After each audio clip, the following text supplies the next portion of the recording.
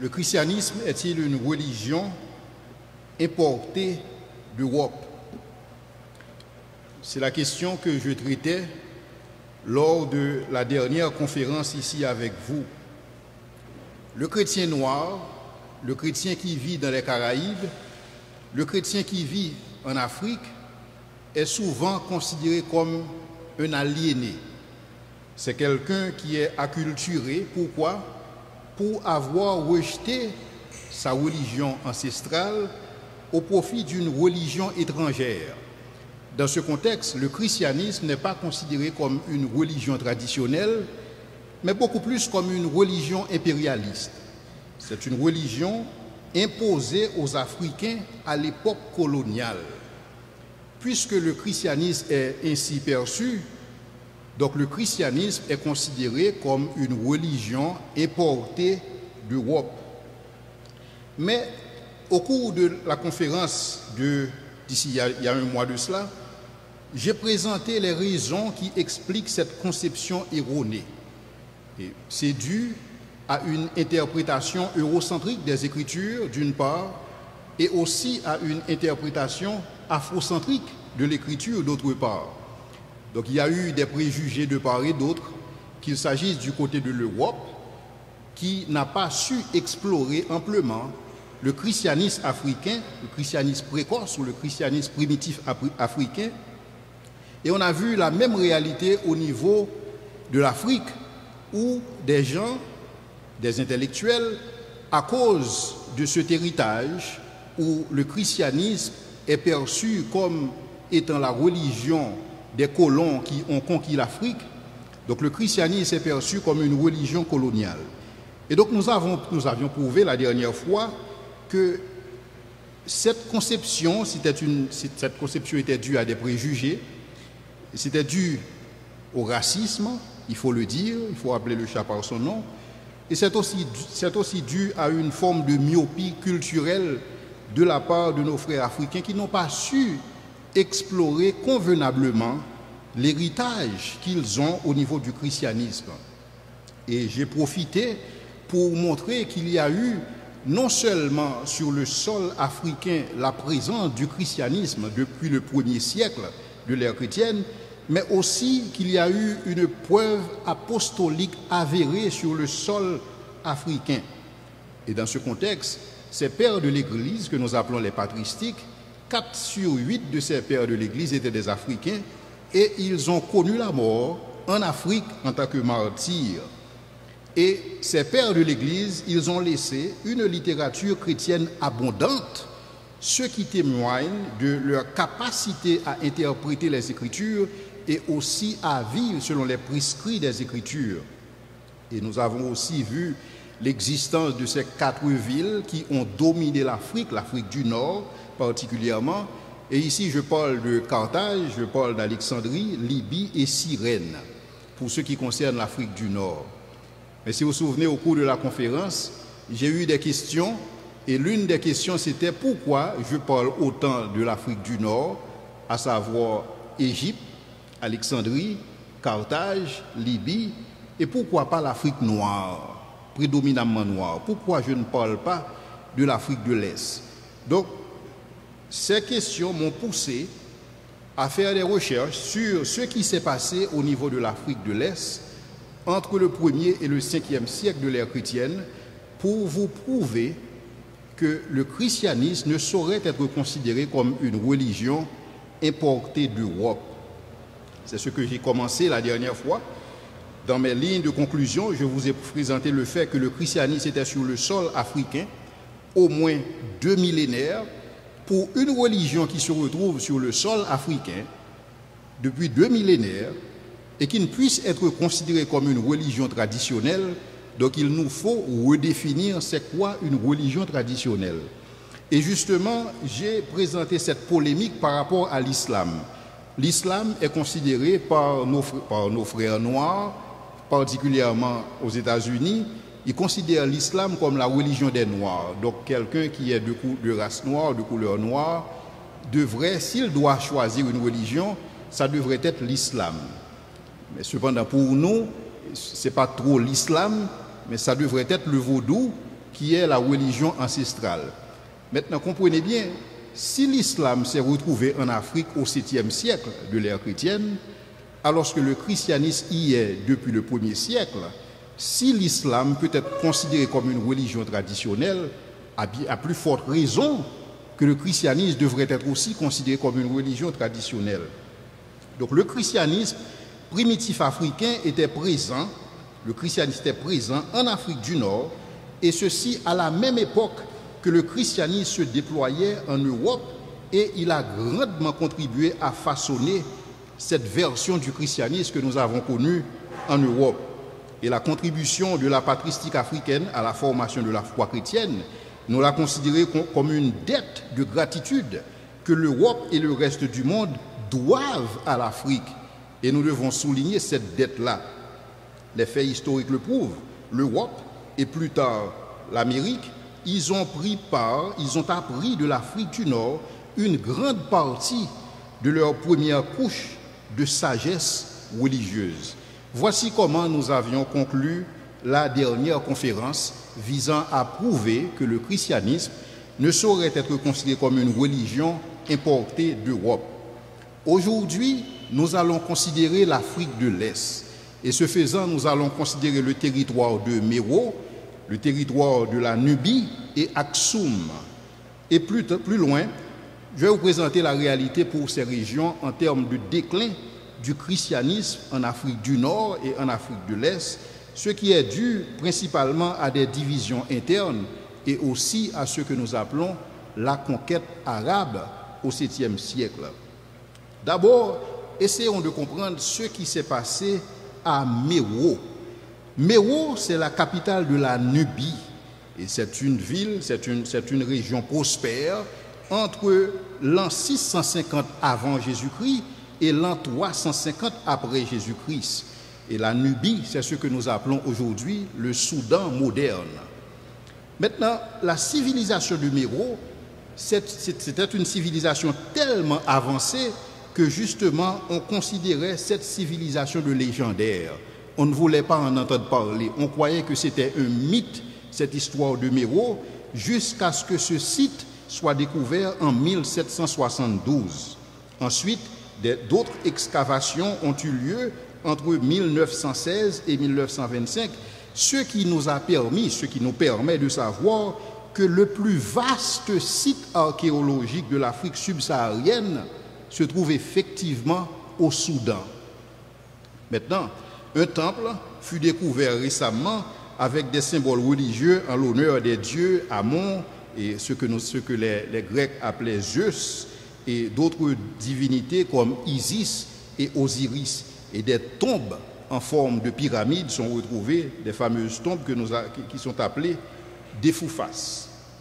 Maintenant, la Nubie fut envahie par l'Égypte en 1550 avant Jésus-Christ. Cependant, les Nubiens conservèrent leur identité culturelle tout en adoptant les pratiques égyptiennes. D'où cette confusion que nous voyons entre les divinités égyptiennes, les dieux que les Égyptiens adoraient dans leur panthéon, et les divinités que les Nubiens aussi servaient. Et c'est pourquoi j'ai fait référence à Isis et Osiris. Pour ceux qui connaissent bien la mythologie et au niveau de la Mésopotamie, vous savez effectivement que Isis et Osiris sont des divinités égyptiennes.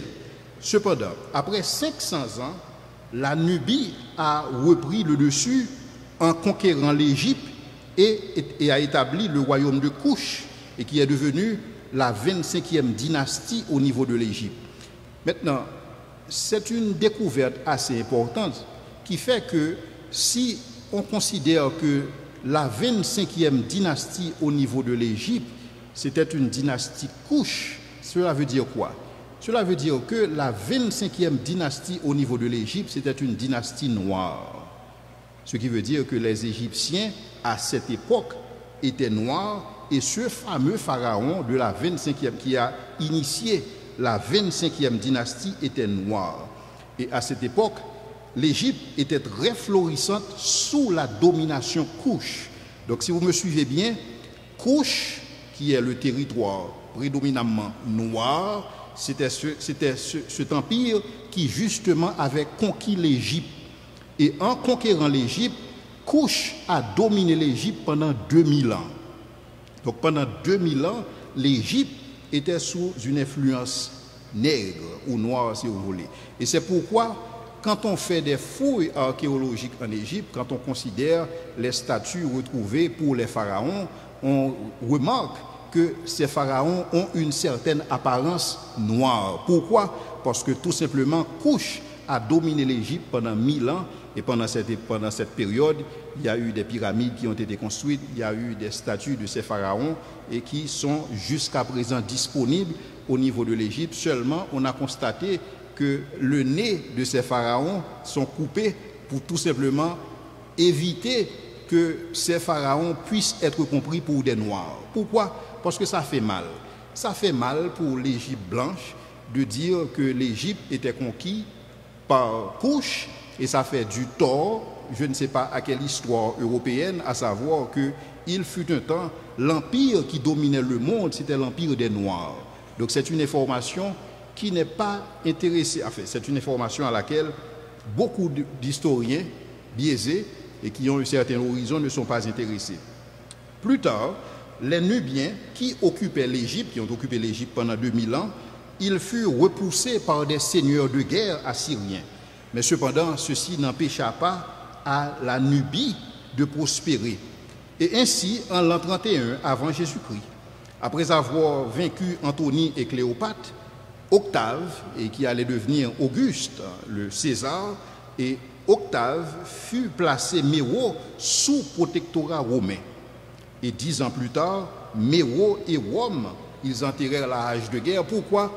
Parce que Rome avait compris que le territoire de Méro, quand bien même que ce territoire se soumet à Rome, mais c'est un territoire avec lequel il faudrait entretenir des relations beaucoup plus diplomatiques au lieu que des relations hostiles avec Méro.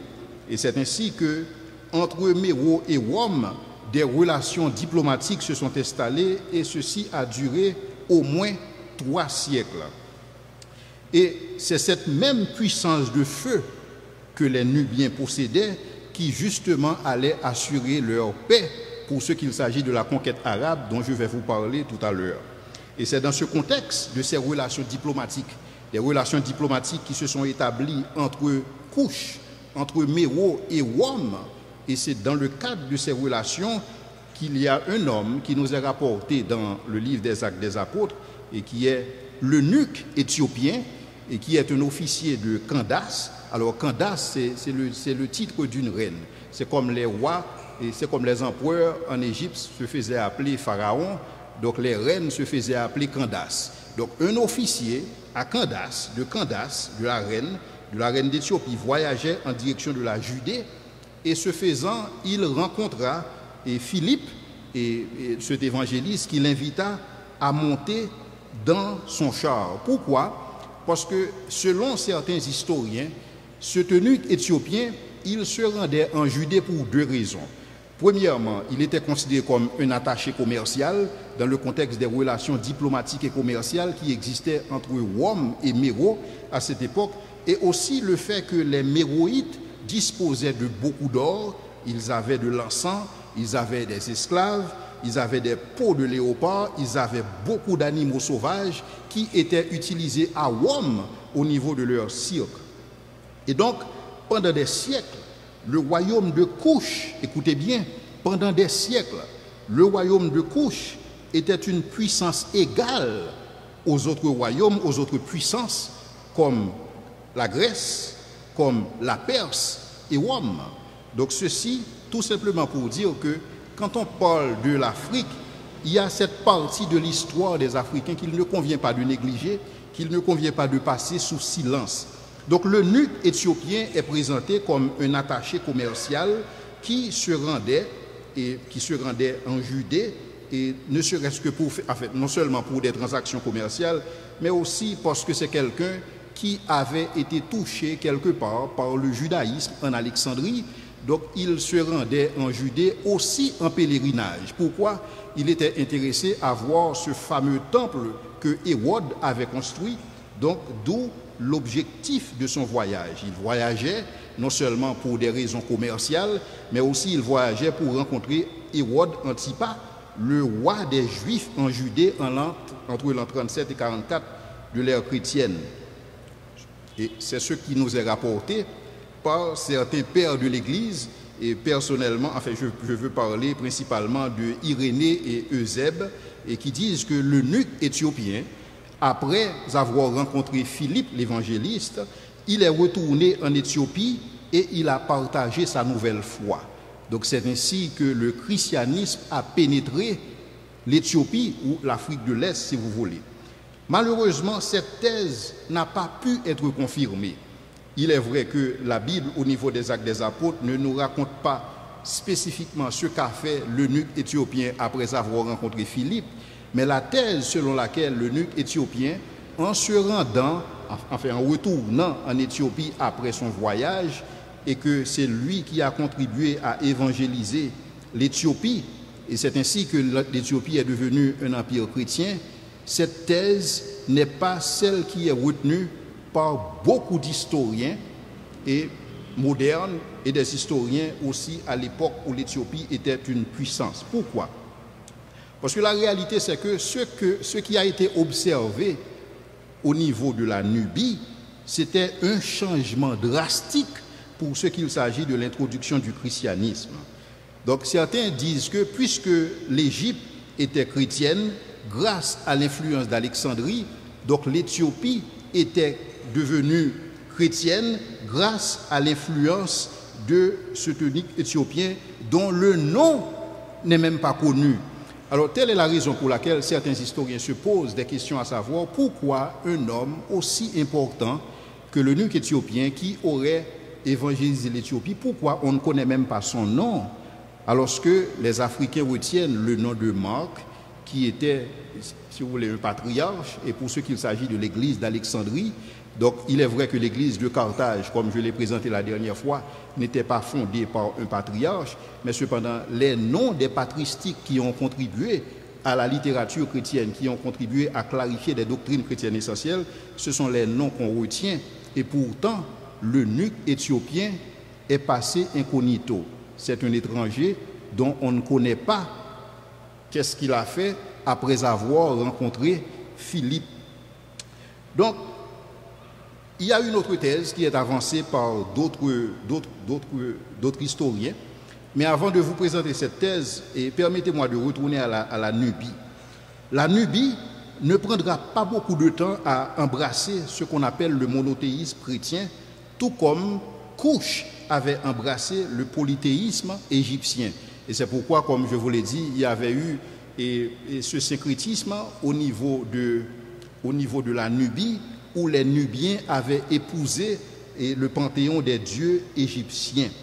Ce qui m'amène à vous parler d'un royaume assez significatif et dont malheureusement on n'en parle pas souvent, c'est le royaume d'Aksum. Le royaume d'Aksum, c'est un royaume qui était très florissant entre le 1er et le 2e siècle. Aksum a étendu son influence depuis le plateau du Tigré jusqu'à Méro, vers la mer Rouge et au Yémen. Donc c'est tout ce territoire qui était occupé par l'empire Aksum. Les 4 grands empires du monde à cette époque, les empires mondiaux, si je peux les appeler ainsi, c'était Rome, c'était la Perse, c'était la Chine et Aksum. Ce qui nous présente un certain équilibre par rapport à la domination qui a existé dans le monde d'alors pour ce qu'il s'agit des empires. Il y a des gens qui pensent que, et pour ce qu'il s'agit des Noirs, l'histoire des Noirs est purement une histoire coloniale. C'est une histoire qui a commencé avec l'entrée des colons en Afrique entre le XIIe siècle et le XIVe siècle, et c'est là que l'histoire africaine a commencé. Chers amis, l'histoire africaine est plus vieille que la tradition coloniale que nous connaissons. Aksum, les 4 grands empires du monde à cette époque, c'était Rome, c'était la Perse, c'était Rome qui, si vous voulez, qui représente l'Europe, c'était la Perse, si vous voulez, qui représente l'Orient, c'était la Chine et Aksum qui était prédominamment une république noire. Maintenant, selon des historiens qui étudient, quelle est la raison, qu'est-ce qui explique le fait que Aksum est devenu un empire chrétien? Selon eux, il a existé un marchand syrien. Il fut à la fois un marchand et aussi un philosophe syrien du nom de Méropius. Méropius se rendait à Durlis, et qui est en Zoula, et le pays que nous appelons l'Érythrée aujourd'hui. Donc lui et ses compagnons, ils furent capturés par des pirates. Et ainsi, ces pirates lui ôtèrent la vie, et il est dit que c'est tout ça aussi pour avoir violé un certain traité. Maintenant, ce pirate, Méropius était accompagné de deux jeunes. Il s'agit de Eudécius et Frumentius. Et ces deux jeunes, ils furent amenés, on les a retrouvés au bord de la plage, et ils furent amenés à Ela Amida à Aksum. Ela Amida, c'était justement la reine de l'empire Aksum. Avec le temps, ces deux jeunes, ils devinrent respectivement échansons et archivistes. Et c'est quelque chose que nous pouvons comprendre, parce que quand nous étudions l'histoire de la Bible, nous voyons souvent des empereurs avoir comme échansons des étrangers. C'était le cas pour Néhémie, qui s'était retrouvé comme échanson et avec Xerxès. Et c'est aussi le cas pour Daniel, et qui était devenu un conseiller spécial, et pour Nebuchadnezzar. Donc on peut comprendre que Ea Amida, ayant requis les services de Eudécius et Frumentius, et pour lui servir des chansons et d'archivistes. Et c'est ainsi que ces deux jeunes ont utilisé leur influence politique pour répandre la foi chrétienne, car ils étaient des chrétiens. Et ils ont répandu cette foi chrétienne à travers le pays. Cependant, quand Ea Amida mourut, il fut succédé sur le trône par Ezana. Ezana était le seul fils que Ea Amida disposait. Puisque Ezana n'avait pas de père, et c'est ainsi que Ezana fut élevé, enfin, c'est pas qu'il n'avait pas de père, son père mourut, il a grandi avec sa mère, Ea Amida. Maintenant, quand Ezana a succédé sur le trône à sa mère, Ezana a permis que Eudécius et Frumentius, il leur a permis de pouvoir retourner chez eux. La réalité, c'est que quand on occupe ce type de position dans la cour royale à cette époque, c'est comme Néhémie ne pouvait pas voyager à Jérusalem sans informer le roi, sans dire au roi, voilà combien de temps est-ce que son voyage va durer. Donc, ce n'était pas une position d'esclave, mais c'était une position où vous n'étiez pas toujours libre de vos mouvements, parce que quelqu'un qui est échanson d'un roi, c'est un poste assez important, c'est un poste de conseiller pour un roi. L'échanson, c'est quelqu'un qui doit goûter la nourriture du roi ou la nourriture de l'empereur pour s'assurer que l'empereur ne va pas se faire empoisonner. Et c'est ainsi que Eudécius et Frumentius furent autorisés à partir. Eudécius retourna à Tyr et Frumentius, lui, il retourna à Alexandrie. Et c'est justement à Alexandrie il rencontra le fameux Athanase, et qui est un autre pilier au niveau des patristiques. Et je dois vous dire en passant que quand on parle d'Athanase, on présente souvent Athanase. Il y a des historiens qui parlent d'Athanase, qui disent Athanase le Noir. Et nous savons tous la contribution d'Athanase au niveau du concile de Nicée, dont je vais vous en parler plus tard. Donc Eudécius fit son rapport à Athanase et quant à l'évolution de la foi chrétienne au niveau du royaume d'Aksum. Et c'est ainsi que Athanase encouragea Frumentius à retourner à Aksum, et ce faisant, il allait occuper le poste de la tête, il allait occuper le poste de bishop, et si vous voulez de l'évêque, au niveau de l'église orthodoxe éthiopienne. Maintenant, l'empereur Ezana, qui jadis était loyal aux divinités païennes, si vous vous souvenez, à cette époque, puisque la Nubie était sous l'influence de l'Égypte, la Nubie adorait le panthéon des dieux égyptiens. Cependant, nous avons vu au cours de l'histoire l'empereur Ezana, qui était loyal aux divinités païennes, se convertir au christianisme. Et ce que les historiens ont retenu, c'est que quand il a conquis Méro et la Nubie en l'an 360 de l'ère chrétienne, il déclara, et je cite, « C'est par la puissance du Dieu qui a fait les cieux et la terre, c'est grâce à sa puissance que j'ai pu conquérir Méro et la Nubie. » Donc c'est-à-dire que dans sa confession, on retrouve, il ne confesse pas Isis, il ne confesse pas Osiris, mais il confesse le Dieu des cieux. Et plus tard, il confirma sa foi dans le Dieu trinitaire. La confession de Ezana fut tellement spectaculaire que sa conversion fut souvent associée à la conversion de Constantin 40 ans auparavant. Constantin qui était l'empereur de Rome, Ezana qui était l'empereur de Aksum. Mais malheureusement, beaucoup de Noirs, beaucoup d'Africains, beaucoup de Caraïbéens ne connaissent pas cette histoire. Certainement, vous avez entendu parler de Constantin, vous avez entendu parler de Napoléon Bonaparte, vous avez entendu parler de ces grands Européens qui étaient des empereurs formidables, mais personne n'a entendu parler de Ezana, qui a dirigé un empire mondial, un empire assez impressionnant et qui s'appelait Aksum. Et c'est ainsi que Aksum est devenu le premier empire chrétien noir du continent africain, et ceci au IVe siècle. Et c'est pourquoi quand on dit que le christianisme c'est une religion importée d'Europe, donc on parle de quoi? Parce que les Européens sont arrivés en Afrique entre le XIIe et le XIVe siècle. Et là, je vous parle d'un empire chrétien, un empire dirigé par un empereur, Ezana, qui est un chrétien. Il a dirigé le plus grand empire au niveau de l'Afrique noire dans le pays d'Aksum.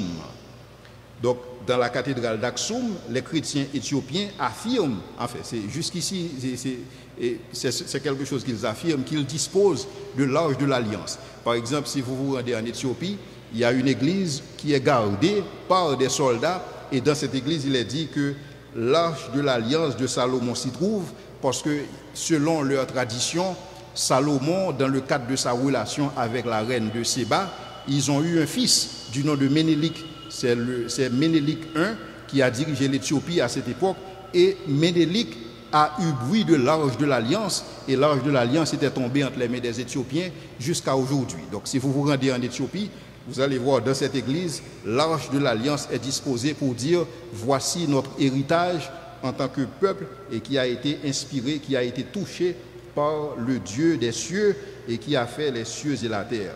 Et ça, je parle depuis le IVe siècle de l'ère chrétienne. Je ne parle pas du XIIe siècle. Donc, ce qui a été observé au niveau de la Nubie, c'est ce que les historiens appellent une christianisation sans précédent. Jamais on n'a vu une telle christianisation s'opérer à travers le monde entier. Les historiens affirment que la christianisation de la Nubie fut complète en l'an 580. Donc, et là je parle avant le XIIe siècle, 580, et même avant que l'islam arrive à exister en tant que religion. Et sous le règne du couple royal byzantin, Justinien et Théodara, on raconte que la christianisation de la Nubie était carrément complète. Les historiens retiennent des signes distinctifs de la christianisation nubienne. Et je voudrais rapidement vous présenter... Oh, il n'y a pas de PowerPoint. Je voudrais rapidement vous présenter quelques signes retenus et par les historiens pour ce qu'il s'agit de la christianisation de la Nubie. D'abord, le christianisme était devenu non seulement la religion des dirigeants, mais aussi la religion des dirigés. Donc, il y a une tradition qui veut que tous les gens, tous les Nubiens étaient nécessairement des chrétiens. Bon, ça, ce n'est pas confirmé. Cependant, la Nubie est souvent présentée comme un empire chrétien. La conversion en église de tous les temples païens, c'est ce qui a été observé.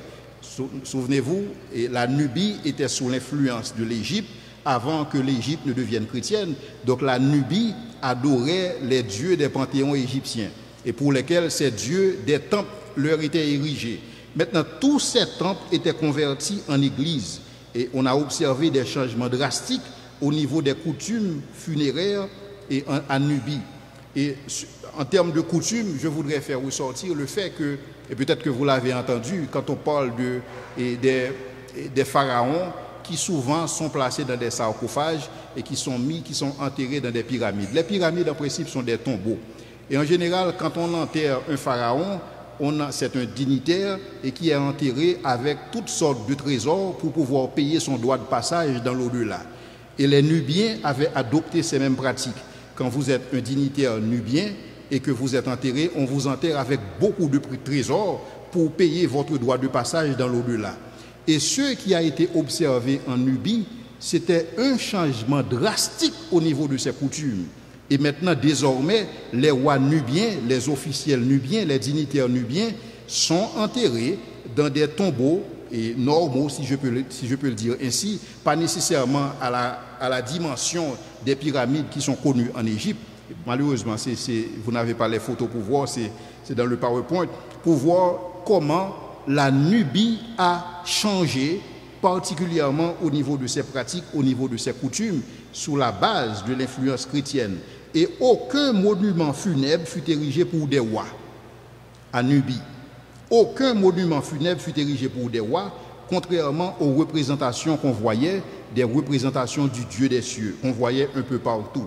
Et aussi, les historiens retiennent que l'Église était le centre de la vie communautaire en Nubie. Les grandes décisions se prenaient dans les églises, et les églises, c'était, si vous voulez, des plateformes de décision au niveau des différentes communautés nubiennes. Les murs des ménages étaient décorés avec des versets bibliques, et c'est ce qu'on retrouve jusqu'à aujourd'hui. Si vous vous rendez en Éthiopie, il y a des vestiges où vous pouvez voir cette tradition qui jadis était en œuvre, et il y a des vestiges qui restent. Les hommes et les femmes, et ça c'est intéressant que pour les historiens de noter, les hommes et les femmes à cette époque jouissaient des mêmes droits en Nubie. Non seulement les hommes et les femmes jouissaient des mêmes droits, et il semble que d'après certains historiens, la société nubienne était prédominamment matriarcale. Donc à cette époque, on pouvait retrouver des femmes à Nubie qui occupaient des fonctions aussi importantes et des fonctions beaucoup plus importantes que celles occupées par les hommes. Les Nubiens étaient tous lettrés, écoutez bien, les Nubiens étaient tous lettrés et ils excellaient dans l'art, particulièrement pour ce qu'il s'agit de la décoration intérieure. Et c'est pourquoi, quand vous visitez l'Éthiopie, vous visitez ces vestiges, vous pouvez voir les décorations au niveau des églises qui témoignent de l'art et du peuple nubien. Et la Nubie, pendant cette période, a connu une paix sans précédent. Et ceci a duré près de 100 ans. Cependant, cette paix que la Nubie a connue allait être troublée. Troublée par quoi?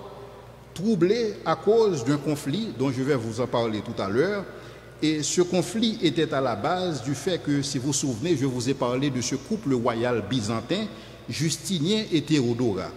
Justinien adhérait au credo de Chalcédone et qui faisait montre de l'orthodoxie chrétienne, et enfin qui était carrément focalisé sur l'aspect chrétien, l'aspect orthodoxe, l'aspect scriptural pour ce qu'il s'agit de la foi chrétienne. Et Théodora était sympathique par rapport à ce qu'on appelle le monophysite, que je vais vous en parler tout à l'heure. Maintenant, cette divergence de point de vue n'allait pas être sans conséquence sur la chrétienté d'une manière générale.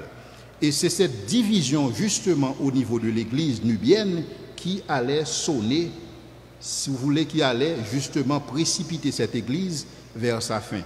Ce qui m'amène à la deuxième partie de la conférence, à savoir le déclin du christianisme en Afrique du Nord et en Afrique de l'Est. Le premier conflit est dû à des divisions internes, des divisions que l'Église nubienne a connues entre l'an 320 et 450 de l'ère chrétienne.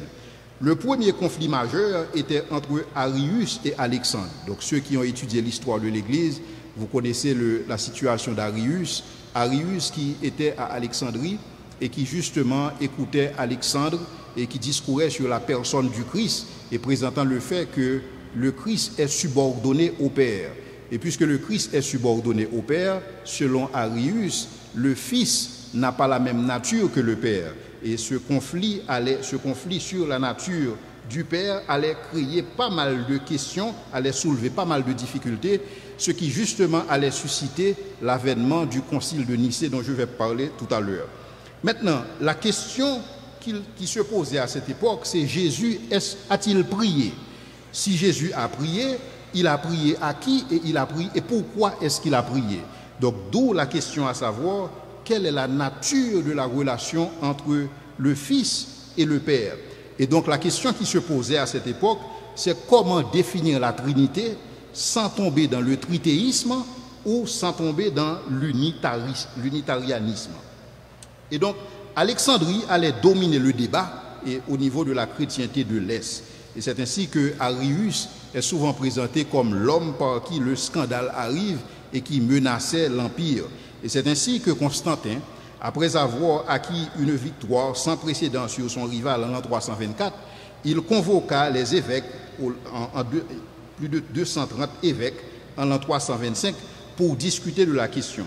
Maintenant, pour ceux qui se souviennent de ce qui s'est passé durant le concile de Nicée, et c'est alors que Athanase, qui lui était un diacre, et il a défendu la relation entre le Fils et le Père, présentant le Fils comme ayant la même nature que le Père. Donc le Fils n'est pas seulement semblable au Père, mais le Fils et le Père disposent de la même nature. Donc dans ce contexte, il était important pour l'empereur, et déjà vous voyez tout ce que cette division pouvait occasionner. L'empereur Constantin a jugé important de sommer les évêques pour discuter de cette question, justement pour préserver la paix au niveau de l'Empire. Et je vais vous présenter une autre division qui s'est révélée au niveau de l'Afrique de l'Est. Et cette division n'avait pas pu être adressée, et enfin, même Nicée n'a pas pu adresser valablement ce problème, ce qui a porté aussi le concile de Constantinople en l'an 381 a aussi se posé la question, a adressé la question sur la nature de la relation entre le Père et le Fils. Cependant, pour revenir à Méro, pour revenir en Afrique, les Vandales qui conquirent l'Afrique du Nord en l'an 430, s'étaient tous convertis. Mais ils se sont convertis dans la version arienne du christianisme, cette version qui veut que le Fils ne possède pas la même nature que le Père. Donc déjà, il y a eu cette division, il y a eu ce schisme entre ceux qui pensent que le Fils est tout simplement semblable au Père et ceux qui pensent que non, le Fils est semblable au Père, mais le Fils possède la même nature que le Père. Donc cela a occasionné un schisme et ceci allait avoir raison du christianisme africain. Et donc il est important de souligner cette question. Donc cette version arienne du christianisme que les Vandales ont épousée, et ceci par opposition au credo de Nicée, et ceci leur a valu d'être considérés comme des ennemis, tout comme les catholiques étaient perçus comme des ennemis d'alors. Donc non seulement il y a eu cette division au niveau de la doctrine chrétienne, mais il y a eu aussi des barrières linguistiques, dans le sens que le christianisme égyptien était prédominamment copte au niveau de leur langage, au niveau de leur expression. Le christianisme au niveau de l'Afrique de l'Est était prédominamment grec, et le christianisme au niveau de Rome était prédominamment latin. Donc déjà, non seulement vous avez des disputes au niveau doctrinal, mais vous avez aussi des barrières linguistiques et qui ne facilitent pas la quête de dialogue. Deuxième division majeure que l'Église de l'Est et l'Église de l'Ouest ont connue, c'est toujours sur la nature du Christ. Jean Chrysostome, et qui est présenté comme un antisémite, et Nestorius, qui est un moine d'Antioche et qui allait devenir le patriarche de Constantinople, ils engagèrent une autre controverse. Et cette controverse serait fatale pour l'Église africaine. Nestorius rejeta la description de Marie comme étant mère de Dieu, parce que selon lui, Dieu ne peut pas avoir de mère. Et c'est ainsi qu'il mit l'emphase sur la distinction entre la nature humaine et la nature de Jésus-Christ. Donc ces deux natures ne doivent pas être confondues. Et dans ce contexte, et pour lui, c'était un blasphème que de dire que le Logos était un petit enfant emmailloté dans une crèche. Donc pour lui, ça n'a absolument aucun sens, c'est un blasphème. Il n'y a pas lieu de considérer que le Logos pu avoir cette association avec l'homme Jésus dans ce contexte. Donc ce qui a nécessité le concile d'Éphèse, présidé par l'empereur Théodésius et sa femme Eudokia, et durant ce concile, Nestorius fut condamné comme hérétique et il fut exilé à Cyrénaïque. Maintenant, après sa mort, les disciples de Nestorius créèrent leur propre église. Et cette église était assez significative en Perse, avec des branches en Arabie, des branches en Asie, et ceci jusqu'au XIVe siècle. Un autre concile fut organisé. Et ce concile fut organisé à Chalcédoine en 451. Et à ce concile, 520 évêques y prirent part pour adresser la question de la christologie, à savoir, Christ a deux natures distinctes et indivisibles. La réalité à cette époque, c'est que maintenant vous avez différentes églises avec différentes croyances pour ce qu'il s'agit de la personne du Christ. Et ces églises n'arrivent pas à s'entendre. Et ces églises allaient même se considérer comme des ennemis par rapport à certaines définitions de la nature du Christ. Est-ce que le Christ est le Père? Est-ce qu'il possède la même nature? Quelle est la relation entre la nature humaine du Christ et sa nature divine? Et ces divisions, ces divisions au niveau des églises allaient faire que les églises coptes, c'est-à-dire les églises égyptiennes, les églises nubiennes, les églises éthiopiennes, les églises arméniennes, jacobiennes, ont toutes pris leur distance par rapport à Chalcédoine. Donc déjà, cette division au niveau de l'église allait engendrer encore d'autres divisions.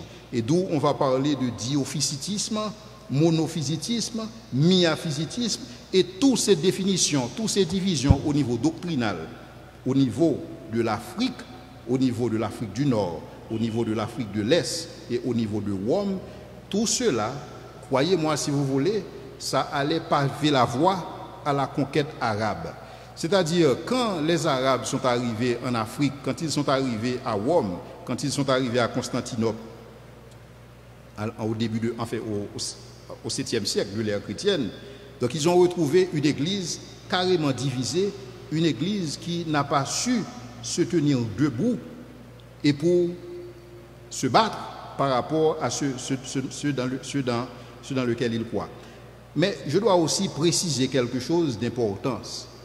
Cette division qu'il y a eu entre les églises, c'est justement ce qui a facilité la conquête arabe et que je vais vous présenter maintenant. Le prophète Mahomet est mort en l'an 632 et 7 ans plus tard, l'Égypte fut envahie par les Arabes et à cette époque gouvernée par le calife Umar. Et c'était une invasion massive et qui résulta, si vous voulez, dans le déclin de la chrétienté, en commençant par l'Égypte. Maintenant, quand les historiens sont approchés par rapport à ce succès qu'a eu les Arabes pour ce qu'il s'agit de cette conquête, pourquoi l'Afrique du Nord, pourquoi l'Afrique de l'Est, pourquoi particulièrement l'Afrique du Nord, pourquoi cette capitulation sans précédent? Et pourquoi Rome n'est pas volé au secours de ces églises-là?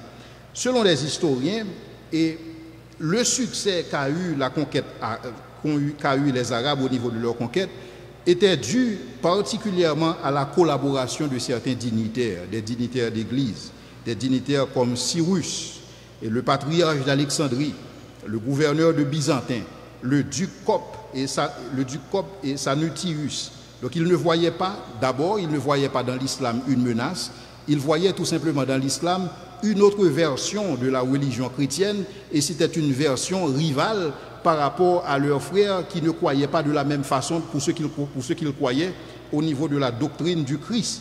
Donc ils voyaient tout simplement, c'était une secte chrétienne. Et pour eux, mieux valait pour eux s'allier avec l'islam plutôt que de rester entre frères. Et permettez-moi d'ouvrir une parenthèse pour ce qu'il s'agit de l'Église. On réalise que l'Église peut véritablement résister à des attaques externes. Mais quand l'Église est attaquée de l'intérieur à travers des divisions, il est très difficile pour l'Église de subsister. Et je me demande si ce n'est pas la raison pour laquelle le Seigneur a dit que tout royaume divisé contre lui-même ne peut subsister. J'ai un ami africain qui me racontait récemment, et ce que je vous dis date de à peu près à peine 2 ans, où il y a une division entre l'église anglicane et l'église presbytérienne pour ce qu'il s'agit de la communauté LGBT. Est-ce que cette communauté doit être supportée ou pas? Or, il se trouve que l'église presbytérienne n'a aucun problème à avoir des pères qui font partie de la communauté LGBT, alors que l'église anglicane pense autrement. Mais il se trouve qu'à Brooklyn, l'église presbytérienne a un temple qui n'est plus utilisé. Maintenant, l'église anglicane voulait justement avoir ce temple et l'acheter à prix d'argent parce que justement l'église presbytérienne n'utilise pas le temple. Mais à cause de ce conflit entre l'église presbytérienne et l'église anglicane a fait une proposition financière qui a été rejetée. Cependant, dans cette même contrée se trouve un imam, l'imam qui est un prêtre de l'islam. Il a fait une proposition de moindre importance que la proposition de l'église anglicane. Et devinez quelle proposition a été retenue? Celle de l'islam. Et aujourd'hui, cette église se retrouve à Brooklyn. C'est un temple, c'est un mosquée de l'islam vendu par l'église presbytérienne au lieu d'être vendu par l'église anglicane à cause des disputes relatives à la communauté LGBT. Ne serait-ce que pour vous mettre dans le contexte, pour comprendre ce qui s'est passé ici. Donc c'est que les églises ont ouvert leurs portes à l'islam sous prétexte que l'islam se présente comme une autre secte chrétienne, comme une autre version du christianisme. Mieux vaut travailler, mieux vaut collaborer avec cette version que de collaborer avec des églises et qui n'arrivent pas à définir comme nous quelle est la nature du Fils de Dieu. Donc quand les musulmans sont arrivés à cette époque, et dans ces contrées, les musulmans ont retrouvé une église très divisée et donc c'était très facile d'éteindre la flamme du christianisme qui existait alors. Il y a des historiens qui disent, et je cite, « Ceci fut une démonstration de l'amertume causée par des divisions entre les factions chrétiennes. » Fin de citation.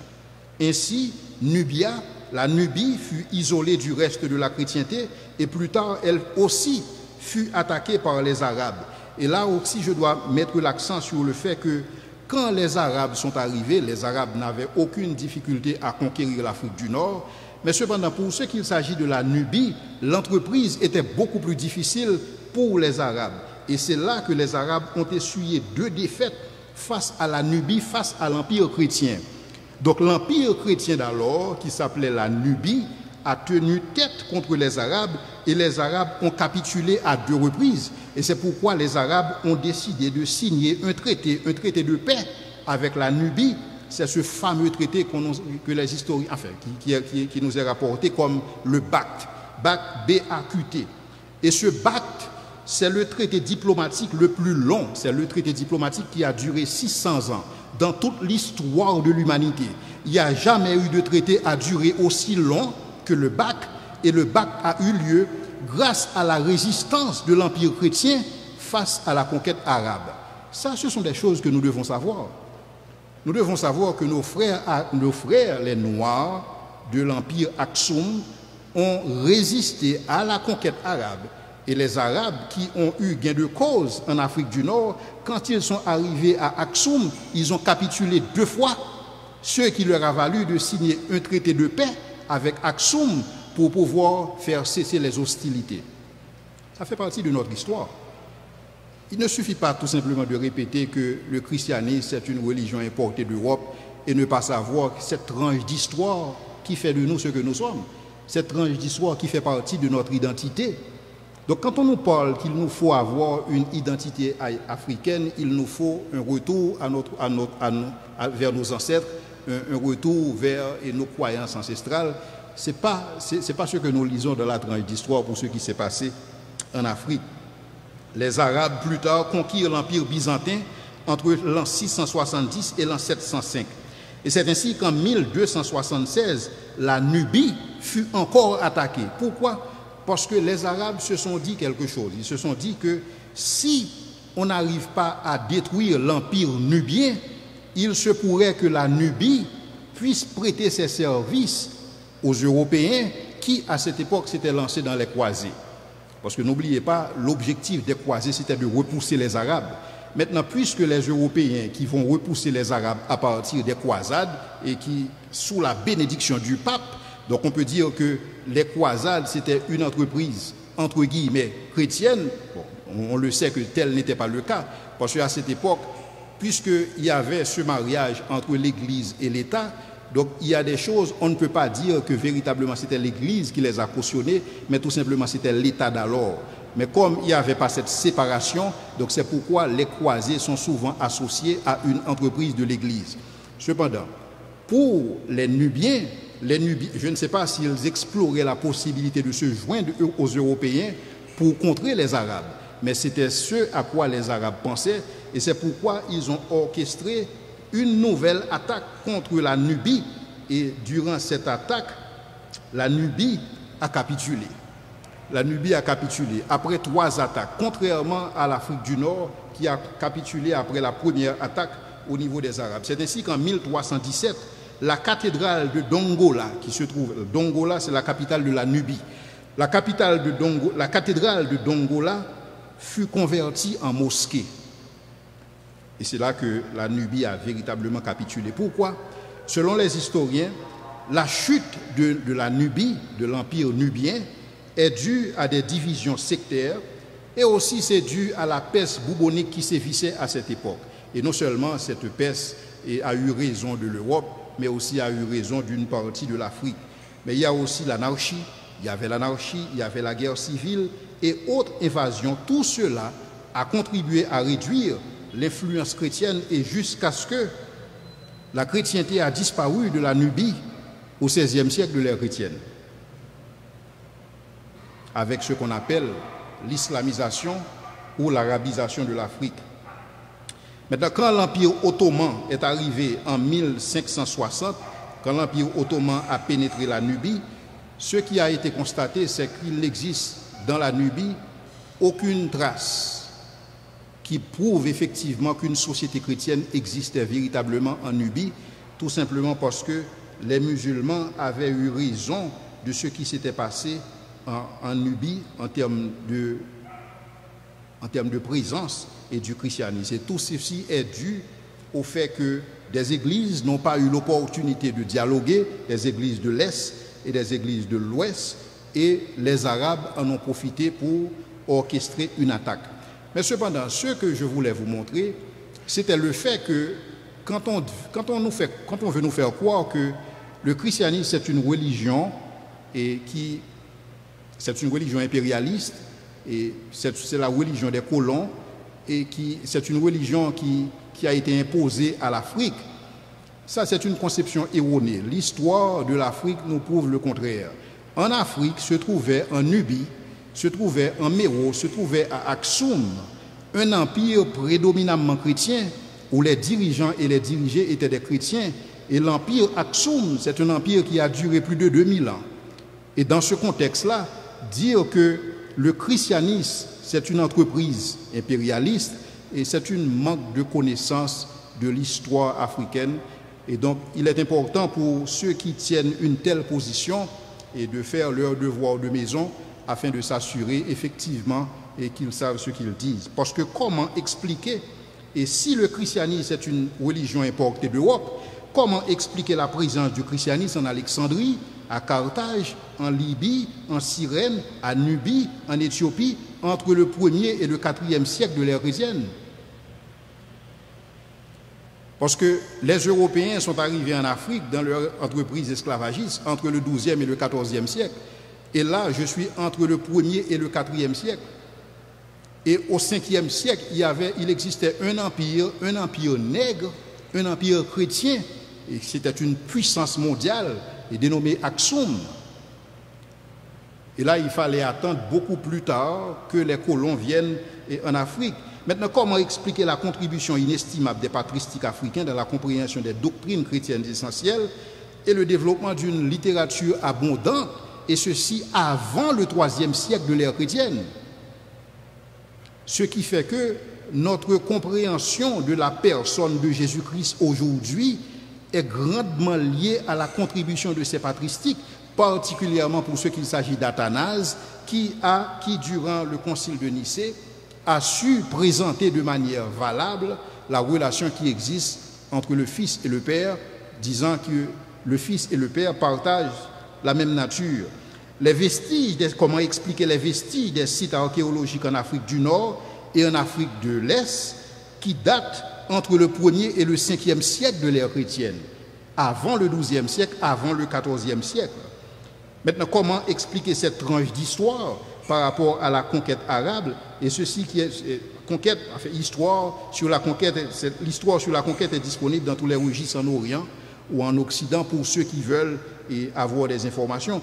Maintenant, comment expliquer, si le christianisme est une religion importée d'Europe, comment expliquer l'empreinte du passage d'Abraham en Afrique, Joseph en Afrique, les fils de Jacob en Afrique, Moïse en Afrique, Jésus et ses parents se sont retrouvés en Afrique, Simon de Cyrène, celui qui a aidé Jésus à porter sa croix, un Africain, Lucius de Cyrène en Afrique, et Marc qui a évangélisé une bonne partie du continent africain. Comment expliquer cela? Parce que nous sommes en phase de faits qui ont eu lieu entre le 1er et le 5e siècle. L'entreprise esclavagiste allait commencer entre le 12e et le 14e siècle. Maintenant, si le christianisme est une religion importée d'Europe, comment expliquer ces faits? L'histoire du salut, c'est une histoire qui a commencé avec l'Afrique, pour ne pas dire en Afrique, dans le jardin d'Éden. Et cette histoire poursuit son chemin sur ce continent. Et c'est pourquoi l'Afrique, aujourd'hui, le christianisme en Afrique, comme je l'ai présenté lors de la première conférence, c'est le christianisme qui est... C'est là où on retrouve une croissance beaucoup plus accélérée que nulle part ailleurs. Il n'y a absolument aucune région qui puisse égaler l'Afrique en termes de croissance du christianisme, qu'il s'agisse de l'Amérique latine, qu'il s'agisse de l'Europe. L'Afrique est numéro 1 en matière de croissance du christianisme. Et les Africains ne disent pas qu'ils sont en train de pratiquer une religion importée parce que certains d'entre eux connaissent leur histoire. Ils savent que le christianisme était chez eux depuis le 1er siècle. Ils sont au courant du royaume d'Aksum, qui était un empire chrétien au 5e siècle. Ils sont au courant et pour eux, c'est quelque chose d'important. Parce que le fait pour nous de savoir qu'il n'y a pas eu uniquement l'empire romain, il n'y a pas eu uniquement l'empire assyrien, il n'y a pas eu uniquement l'empire babylonien, il y a eu aussi l'empire Aksum. Mais pourquoi on n'en parle pas? Je pense que là, il faut se regarder en face et se poser ces questions. Pourquoi tous les empires dont on parle ne sont pas, enfin, tous les empires ne sont pas particulièrement l'empire qui a dominé cette région de l'Afrique, et ceci au 5e siècle, et qui, à 3 reprises, a su repousser la conquête arabe, contrairement aux Romains et contrairement aux Égyptiens au niveau de l'Afrique du Nord. Donc tout ceci pour dire, les faits sont là, il suffit de les consulter. Donc le christianisme n'est pas une religion importée d'Europe. Le christianisme peut être considéré comme une religion traditionnelle dans la mesure où l'islam nous est souvent présenté comme une religion traditionnelle.